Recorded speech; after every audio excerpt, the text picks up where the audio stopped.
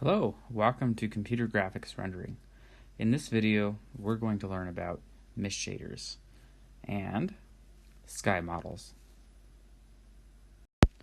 So let's take a look at an overview. First, we want to go over the ray tracing pipeline and see how mist shaders are used in a real-time way. Secondly, we also want to take a look at a variety of different sky models, which ones are available, which ones are useful, and some pros and cons using different ones. And then lastly, we want to look at a frame of reference, which is going to be key in actually using these sky models in a real-time graphics setting. So in the ray tracing pipeline, we're going to start off by creating rays. And this is essentially similar to a compute shader if you're familiar with real-time ray tracing, but essentially what we want to do is start by sending out a single ray into the scene. And so what's going to happen is we might use some kind of acceleration structure, and this will speed up comparing rays with different objects in the scene. So if you have lots of objects, we would want to go through those objects in a logical manner so that we don't check rays against every object.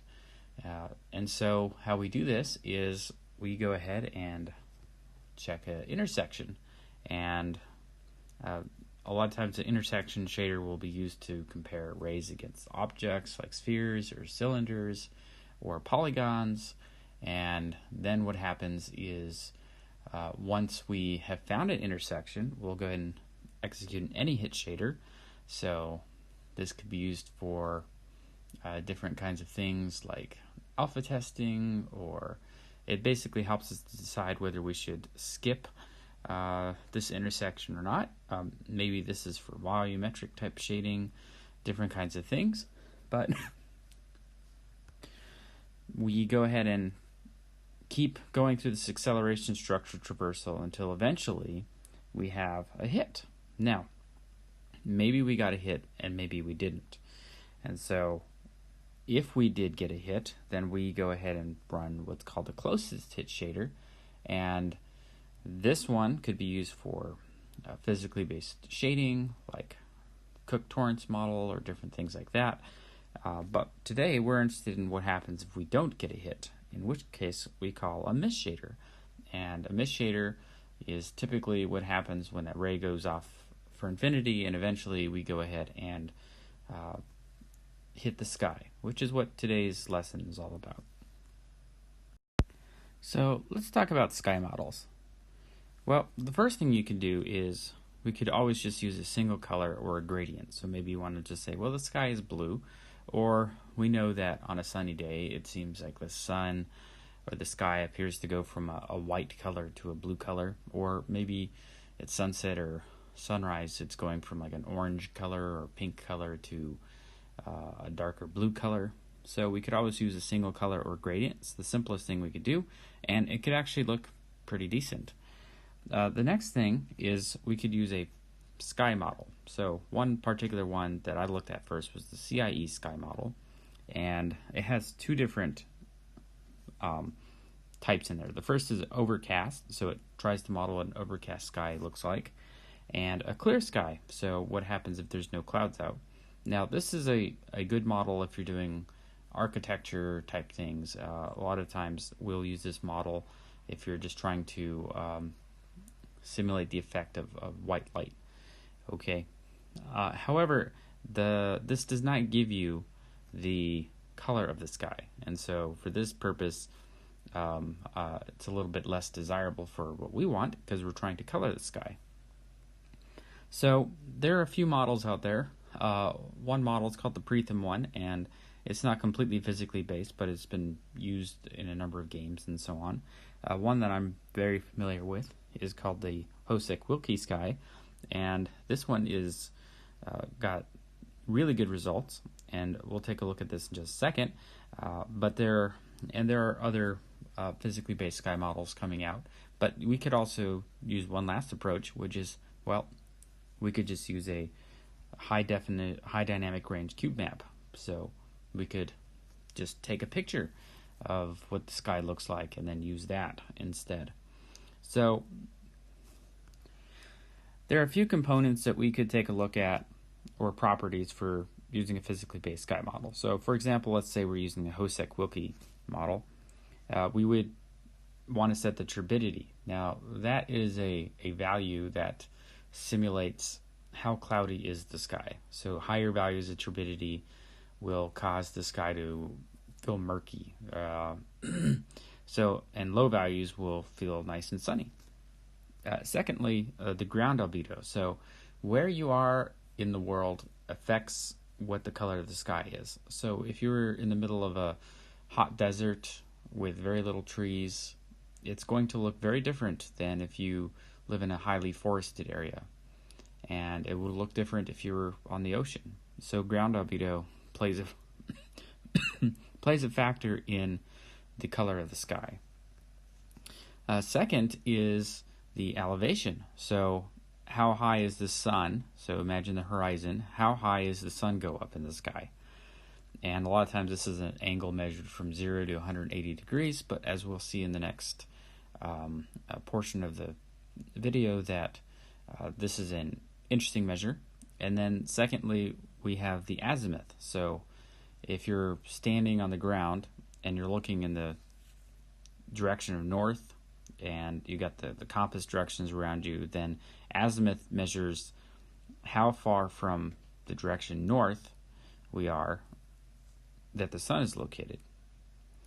And then lastly, sometimes there's a factor that says, well, what is the size of the sun? How big should it be? And so we have a value 0.51, which is the solid angle in degrees of the sun when we see it from Earth. So if you change this size, sometimes with ray tracing you can affect, some renderers will let you change the area of the size, and it can create softer shadows. So that's the difference there.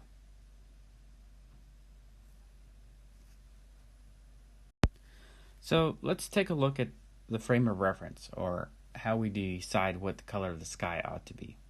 So we're going to imagine that this represents the place that we're standing at, okay?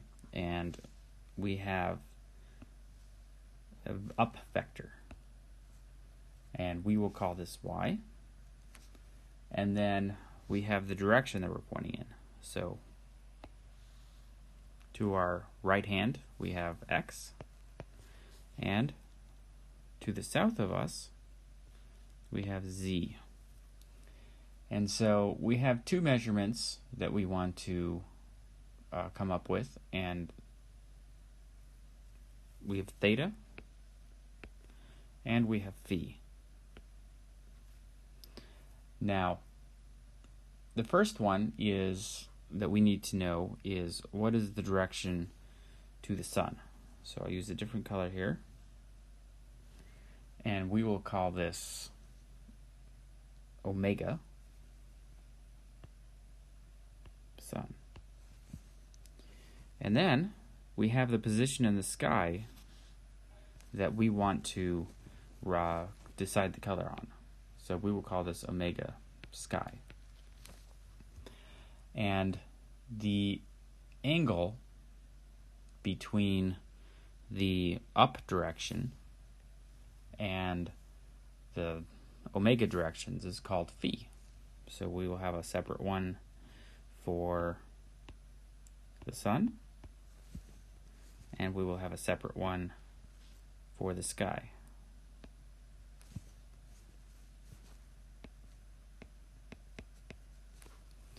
Now, we are interested in this direction between these two. We will call this one gamma. Now, we are also interested, just putting an x direction, in the angle between the sun. So let's just say that the sun is coming down here. We want to measure this angle theta for the sun. And we also want to measure one for the sky. So let's just say the sky comes down here. See, we're going to want to measure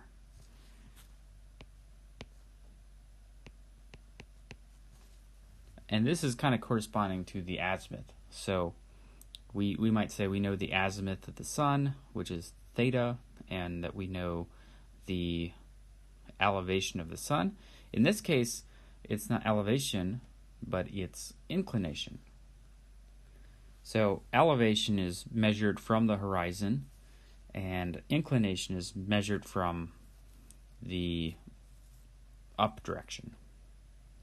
And so they're complementary. So if you want to find out one, just subtract from 90 degrees. And so what we're going to find out here is that we can generate a function that is that uses gamma, theta, and phi in order to determine what direction that or what the value of the sky ought to be. Now, not to be confusing, but when you start to look into the literature, we are going to find that the way that variables and stuff are used, there's not completely natural. For whatever reason, this is just how it is. So a lot of times what we're going to do is we want to find out, well, what is the radiance? And it could be spectral radiance.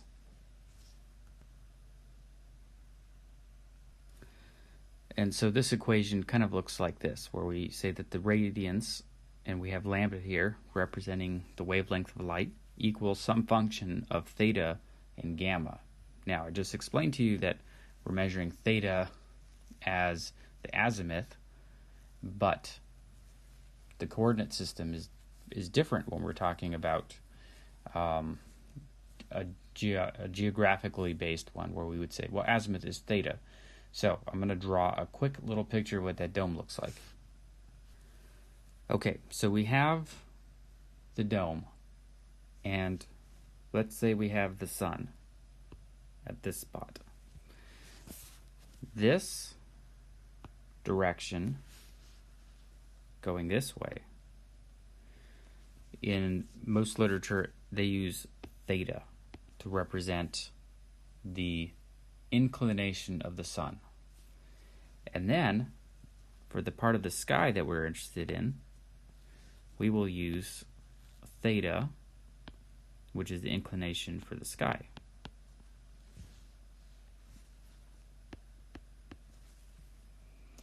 And then finally, this term gamma is the same. So this is the angle between the two. And if you remember in graphics, anytime we want to find out what the angle is, we take the dot product. So let's just say that we have omega sun dot omega sky, and that they are unit vectors. So we'll put this hat on top of them. Then we know that this is equal to the cosine of gamma. And so this is an easy way for us to find out what gamma ought to be. And secondly, we can determine theta by doing a similar process. So let's just say we want to find out theta for the sun. So we take the direction of the sun with the up vector. And this will give us the cosine of theta sun. And this process is exactly the same if you want to do the sky as well. So what's going to happen now is that instead of rendering a cube map, which we want to do, but we need to understand how this function is working. This is a two-dimensional function. And so when we plot this, we will say maybe we're putting this in a texture map, we will say that one direction represents theta and the other direction represents gamma. And the reason for doing this is so that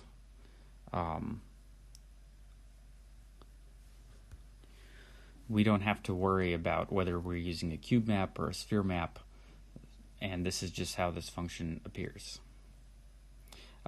So it looks a little weird when you first start doing these models, but after a while it starts to make a little bit of sense. And it's kind of interesting because what we'll find out is that when theta is small and gamma, sometimes you'll see a lot of brightness on one corner, and then it'll start drifting off because as gamma gets bigger, then the sky gets darker. So the last thing to think about for the frame of reference, and kind of a ending thought to this video, is, well, we have a few problems that we need to solve. We might have the model that we want to use, and but where is the sun actually? And so you may want to do some work in thinking about, well, how do I actually calculate the position of the sun in the sky? Because depending on where you are in the world, it will be in different positions. For example, I live in Alaska, so the sun in the winter, it tends to be very low on the horizon, and in the summer, it can go all the way around my horizon because of my position in the world. Next, what is the ground albedo? So where do you live? How is that going to affect the color of the sky? And then, well, what if we haven't talked about the moon, but certainly the moon can cause illumination in the sky. And in fact, some of the models, like Hosek-Wilke, as soon as the sun goes down, the whole model produces garbage. And so sometimes we'll run into these kinds of problems. So, for example, I faced the problem of where's the sun? So I went ahead and decided to calculate the astronomical positions. And I did that based on what location in the world I wanted to model. And then I thought, well, how can I get the ground albedo? So I thought, oh, well, hey, we'll just use the NASA Blue Marble map. And that actually kind of turned out kind of fun. And then lastly, what about the moon?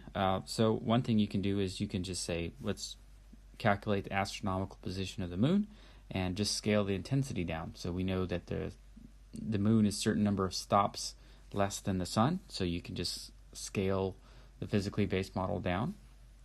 And then you could tint the sky, so that's another option where you could just say, well, we know that we kind of get, on a full moon, we get a bluish tint to some things, or if there's no reflection in the moon, there's no coloring at all. And then lastly, you might want to model the phase. So if it's a full moon, it's going to be different than if it's a crescent or so on. And so, but anyways, I just wanted to, I hope you enjoyed the video and that you learned a little bit about sky models. All right, as always, thank you very much, and adios.